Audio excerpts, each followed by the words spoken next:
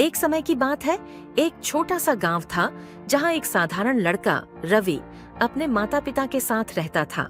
रवि को जंगल में घूमना बहुत पसंद था। एक दिन वह जंगल के गहरे हिस्से में चला गया जहां उसने एक चमकती हुई वस्तु देखी। उसकी उत्सुकता बढ़ गई और वह उस दिशा में बढ़ा। वहां पहुंचते ही उसने देखा कि एक पुराना संदूक जमीन में आधा दफन था।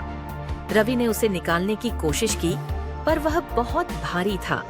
तभी एक बूढ़ा आदमी अचानक वहां प्रकट हुआ और बोला, इस संदूक को खोलने के लिए तुम्हें एक पहेली हल करनी होगी।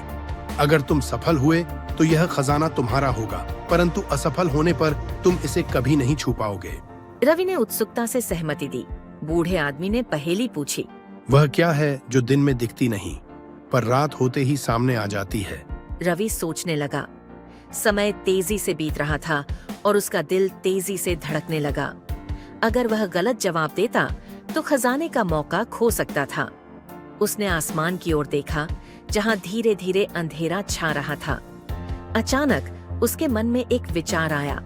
वह बोला, ये तारे हैं। बूढ़ा आदमी मुस्कुराया और कहा, तुमने सही उत्तर दिया है। अब यह खजाना तुम्हारा है। रवि ने संदूक खोला, लेकिन उसमें सोने चांदी के सिक्के या गहने नहीं थे। उसमें एक किताब थी जिस पर लिखा था, सच्चा खजाना ज्ञान है। रवि थोड़ा निराश हुआ, पर उसने वह किताब उठा ली और घर चला गया। समय बीतता गया और रवि ने उस किताब को पढ़ना शुरू किया। उसमें जीवन के कई गहरे रहस्य और सबक थे, जिन्होंने उसे समझाया कि धन से ज्यादा मूल्यवान ज्ञान होता है। धीरे धीरे वह गांव का सबसे ज्ञानी व्यक्ति बन गया और लोग उसे आदर से देखने लगे।